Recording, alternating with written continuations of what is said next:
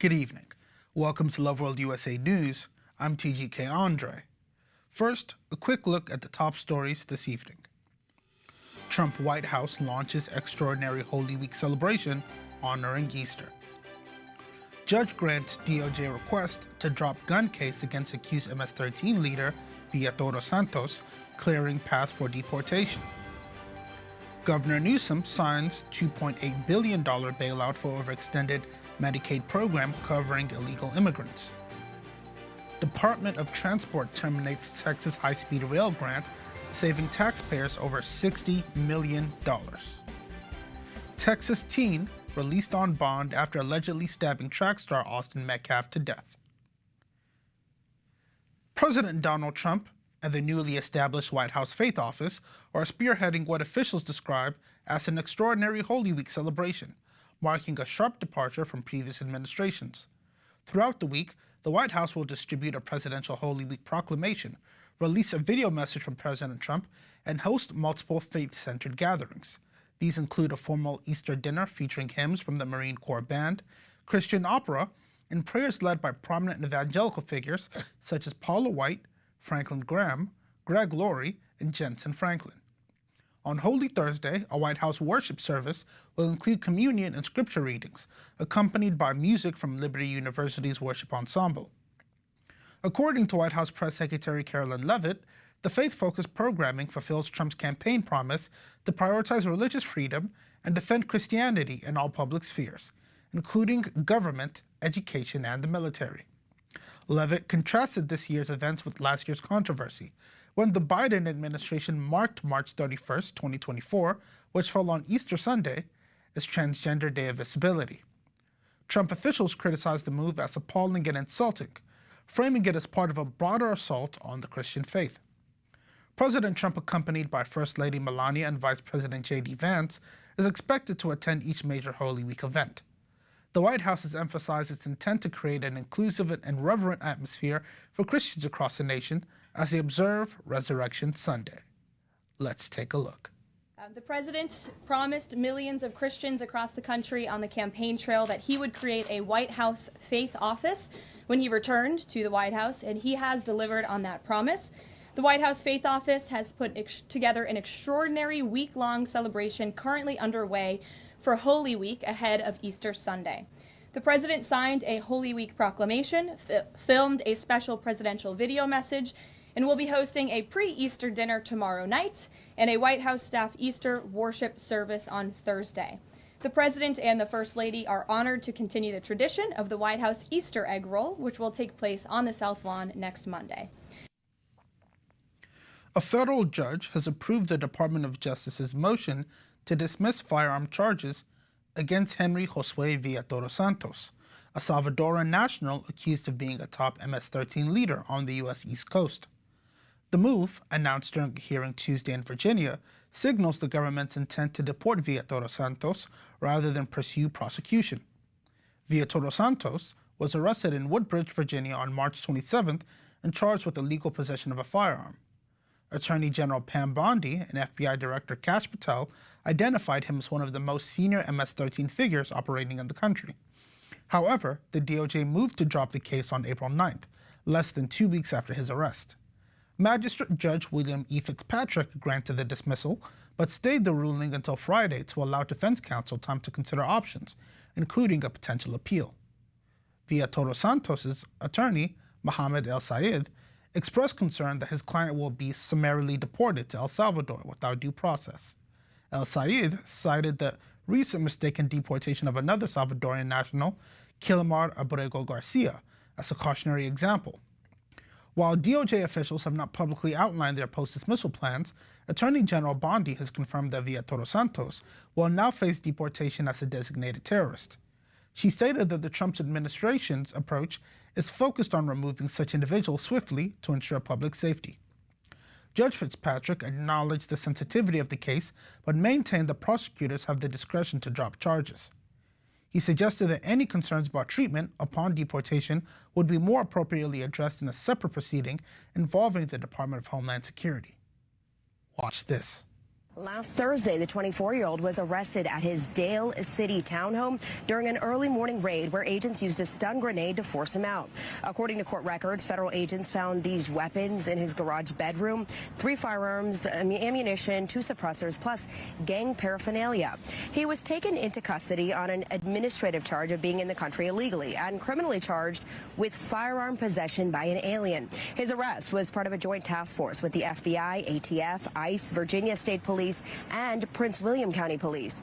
Officials say Villatoro was one of 342 so-called targets captured in Virginia since March 3rd as part of stepped-up immigration enforcement. Prosecutors say 81 of them have gang affiliations. Villatoro is originally from El Salvador. Reports indicate he was recruited into MS-13 as early as middle school and then rose up the ranks to run their East Coast operations. President Trump, FBI Director Kash Patel, and Attorney General Pam Bondi all calling his capture a big deal. California Governor Gavin Newsom has signed off on a $2.8 billion emergency bailout to stabilize the state's Medi-Cal program, which has seen costs soar after expanding to cover illegal immigrants. The move, confirmed by his office, comes amid growing criticism over the sustainability of California's publicly funded healthcare system.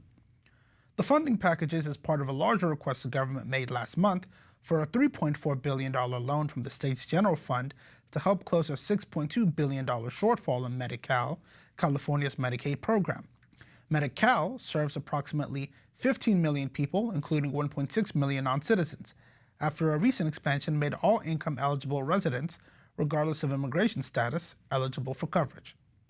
State projections had initially estimated the cost of the expansion at just under $6 billion for the 24-25 fiscal year. However, new budget figures now place that cost at $8.4 billion, with a projected $7.4 billion for the following year. The unexpected surge in expenses has triggered alarm from Republicans, who argue the program is financially unstable and unsustainable. In response to the growing fiscal pressure, House Republicans have introduced a broader proposal to cut $880 billion in federal health care spending over the next decade, with major reductions in Medicaid aimed at curbing what they describe as reckless government expenditures. Let's take a look. When state lawmakers passed the budget for this current fiscal year, which runs July of 2024 through the end of this June, they underestimated just how much the low-income healthcare program Medi-Cal would cost. That's California's Medicaid, funded with state and federal dollars. 15 million of California's 39 million people, more than a third, get their health care through Medi-Cal. So it's a substantial number of Californians are getting that coverage. Chris McKaylee is an adjunct professor with University of the Pacific's McGeorge School of Law. He says because Medi-Cal is costing more than the state budgeted this fiscal year, Governor Gavin Newsom borrowed $3.4 billion from the general fund last month. He also asked lawmakers to allocate an additional $2.8 billion from the general fund just to keep the program afloat through the end of June.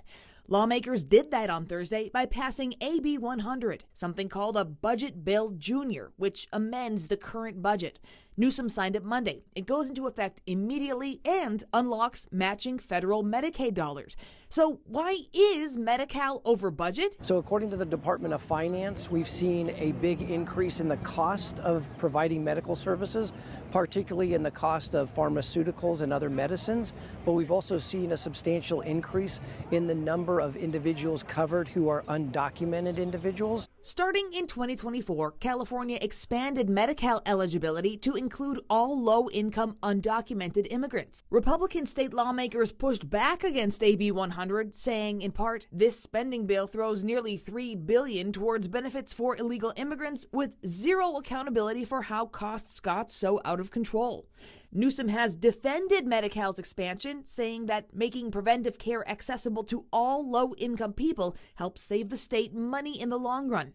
As for Medi-Cal's funding this next fiscal year, plus paying back that $3.4 billion general fund loan, the budget negotiations that will begin in earnest in middle of May through June the 15th, which is the deadline, that's when they'll determine how much more money is required for funding the Medi-Cal program through next June.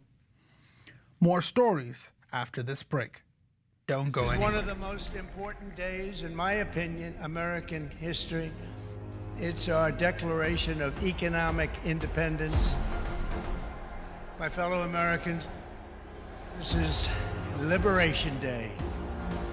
April 2nd, 2025 will forever be remembered as the day American industry was reborn, the day America's destiny was reclaimed, and the day that we began to make America wealthy again.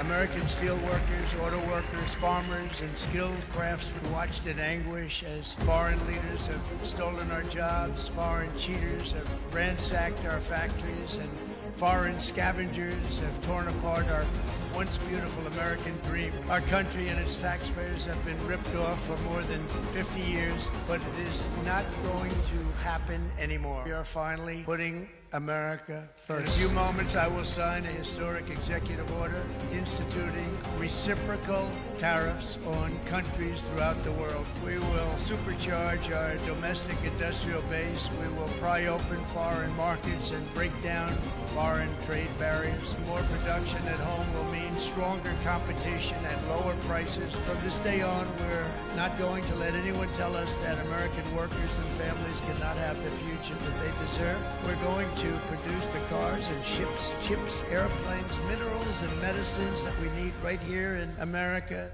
We're going to build our future with American hands, with American heart. This will be indeed the golden age.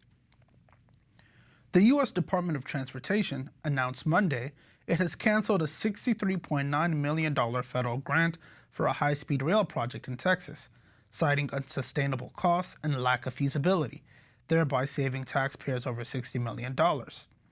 Transportation Secretary Sean Duffy revealed the agreement to terminate the grant, originally awarded under the Corridor Identification and Development Program for the Amtrak Texas High-Speed Rail Corridor, was reached between the Federal Railroad and the administration of Amtrak.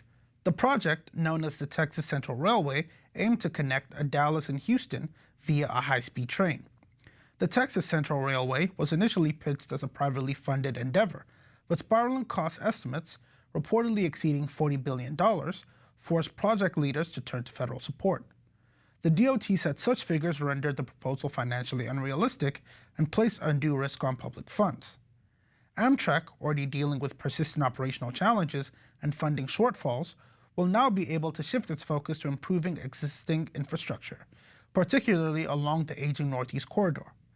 DOT officials said redirecting resources away from speculative projects like the Texas Line will help bolster the National Rail Service's reliability and performance. The DOT said the $60 million will be reallocated to other rail projects that support safe, efficient, and reliable transportation, and reaffirmed its commitment to exploring new rail opportunities with stronger economic foundations. Watch this. The White House is cutting a more than $60 million federal grant to build a high-speed rail from Dallas to Houston. They say it's a waste of taxpayer funds. Transportation Secretary Sean Duffy says the private sector-led project should fund itself, not rely on Amtrak or on taxpayers. The goal of the high-speed rail is to take people from Dallas to Houston and back in about 90 minutes. Now, the project's fate could hinge on private funding and those legislative hurdles. A 17-year-old Texas teen charged with the fatal stabbing of high school track star Austin Metcalf was released on bond Monday evening following a court-ordered reduction. Carmelo Anthony, accused of first-degree murder, had his bond lowered from $1 million to $250,000. He will remain under house arrest with an ankle monitor and must obtain a judge's approval to leave home. Anthony is accused of fatally stabbing Metcalf, also 17, during a track meet altercation in Frisco. According to police, Anthony allegedly warned Metcalf moments before the stabbing, saying, "Touch me and see what happens," before retrieving a knife from his bag and attacking. Metcalf died in the arms of his twin brother. The suspect turned himself into authorities shortly after the incident. Anthony's defense attorney, Mike Howard, who joined the case Saturday, said the teen was acting in self-defense and cautioned against public judgment. "This is a tragedy all the way around for both families," Howard said, adding that the full truth would emerge during the legal process. Meanwhile, nearly $415,000 has been raised through a Give, Send, Go campaign to support Anthony's legal defense. The case is now in the hands of the Collin County District Attorney's Office and will be presented to a grand jury. If convicted, Anthony faces severe consequences, though not the death penalty or life without parole, due to his juvenile status as outlined by the U.S. Supreme Court's 2005 Roper v. Simmons ruling. Let's take a look. Entered the courtroom handcuffed, wearing a yellow inmate jumpsuit. He spoke only to identify himself to the judge and stared straight forward while his father, Andrew Anthony, testified about how his son is the oldest of 4 siblings, a straight-A student, active in his church, and worked 2 jobs while serving as captain of the football and track team. To this point, he's not had any criminal history, all factors his defense brought up when asking the judge to lower the bond. The amount they were asking for was $150,000. The prosecution, though, argued the bond should have stayed at $1 million, even asking Andrew Anthony about the online fundraiser that's raised $412,000 for his son's defense. Ultimately, though, the judge said the purpose of bond is not a punishment, but to ensure the defendant returns for his court dates and to protect the community. If Anthony does post the $250,000 bond, he will be on house arrest, confined to his home with a leg monitor, and cannot leave unless the court grants permission. A federal judge has ordered Bank of America to pay more than $540 million to the Federal Deposit Insurance Corporation, concluding a lengthy legal dispute over alleged underpayments for mandatory deposit insurance assessments. The ruling was issued on March 31st and made public on Monday, marking a significant decision in a case dating back to 2017. The litigation stems from the FDIC's claim that Bank of America failed to comply with a 2011 regulation that required accurate assessments for deposit insurance, thereby underpaying the agency and unjustly enriching itself. Initially seeking $500 million, the FDIC later increased its claim to $1.12 billion. The bank countered by filing a motion to dismiss portions of the case, asserting that some of the FDIC's claims fell outside the statute of limitations and that it had not intentionally evaded payments. U.S. District Judge Lauren L. Ali Khan ruled that Bank of America must pay $540.3 million in underpaid assessments covering the period from the second quarter of 2013 through the end of 2014, including accrued interest. However, she dismissed earlier claims on the basis that the FDIC had delayed too long in filing suit. Bank of America, the second largest U.S. bank by assets, acknowledged the ruling and confirmed it had already accounted for the expected cost. The FDIC declined to comment on the decision. Despite the ruling, Bank of America reported strong financial performance this week, posting a first quarter profit of $7.4 billion on $27.37 billion in revenue, exceeding Wall Street expectations. The news will continue after this break. Stay with us. The countdown to the Lord's soon return has begun, and in this first quarter of the year of completeness, Loveworld USA has indeed been spreading and preaching the gospel of our Lord Jesus, preparing the hearts of billions around the world to expect the Lord. This year, we will complete the full preaching of the gospel in all nations. Loveworld USA broadcasted life-changing programs with our man of God. Global Communion Service, Your Loveworld Specials, Global Day of Prayer, Healing Streams, Loveworld News, where we emphasize truth and deception, Truth Watch USA, where Americans are exposed to the truth. Topics such as the failed agenda of so-called globalists, what's really happening to your food, President Trump, a sign to the church, prayer programs where effective prayers were offered, Tremendous Power, Pray for America, faith-filled programs like I'm Just Saying, Pastor Chris Worth reading, Stick to the Word, programs with Pastor Benny, and many more. We say thank you, dearest partners, for contributing towards our programming and daily operations through your partnership. Loveworld USA is positioned for a massive harvest of souls all around the world as we set our sail to reach more people in this second quarter, in more languages, and change more lives. This is a call to our dearest partners all over the world to join this mandate in completing the full preaching of the gospel to all nations as you sponsor our 2025 projects. 1. Pastor Chris in 1 Billion Homes Project. Ensure the spread of the message of the man of God through Loveworld USA. The spread of our ministry programs and agenda through satellite, cable, internet, digital, mobile apps, Alpha TV, OTT platforms, our news, and our current affairs. 2. Minutes to reach billions 4.0. Make your every minute count for the gospel as we spread the awareness of Loveworld USA to your world. 3. Translation of our language-specific channels. Make it possible for billions around the world to watch our programs in their native language. 4. Tag your name to a program. Sponsor and tag your name to our various Loveworld USA programs. You can adopt a specific program. 5. Studio upgrade. Join us today with your lavish gift to the work of Loveworld USA. Every SPs or dollar you give goes to accomplishing our mandate to fully preach the gospel with our life-transforming content. For more information, please call the number showing on your screen. God bless you. Welcome back. Chinese authorities in Harbin have publicly accused the United States National Security Agency of launching advanced cyber attacks during February's Asian Winter Games.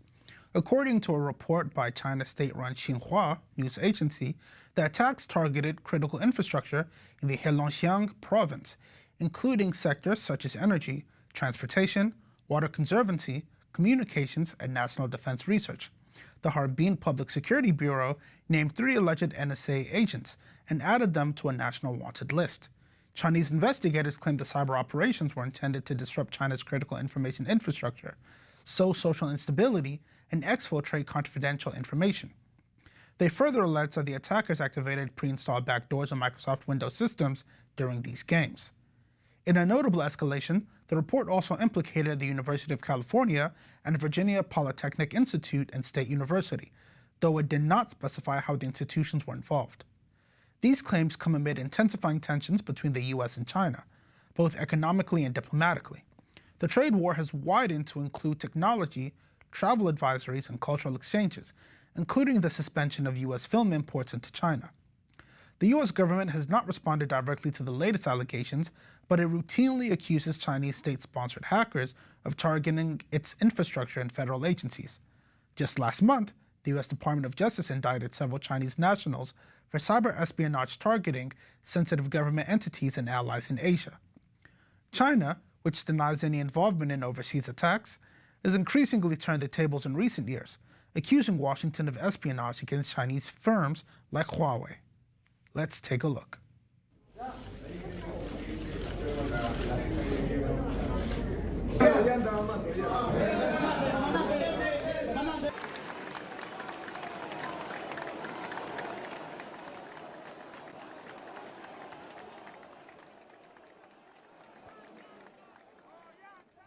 Former Peruvian President Ollanta Humala has been convicted of money laundering and sentenced to 15 years in prison. The verdict was delivered on April 15, 2025, by a court in Lima, following a trial that lasted more than 3 years. The court found that Humala, who served as president from 2011 to 2016, received illicit funds from the Brazilian construction giant Odebrecht to finance his presidential campaigns in 2006 and 2011. His wife, Nadine Heredia, was also convicted of money laundering and received the same 15-year sentence. Both were key figures in the Peruvian Nationalist Party. Prosecutors had initially sought harsher penalties, 20 years for Humala and 26.5 years for Heredia, but the court ultimately imposed lower sentences. Humala was presented in court to hear the ruling, while Heredia appeared via video link. Both have denied any wrongdoing throughout the process.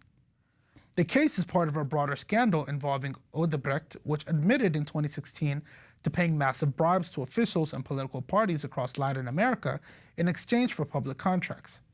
The scandal has implicated several former Peruvian presidents. Just before we end the news, let's take a quick look at tomorrow's weather forecast.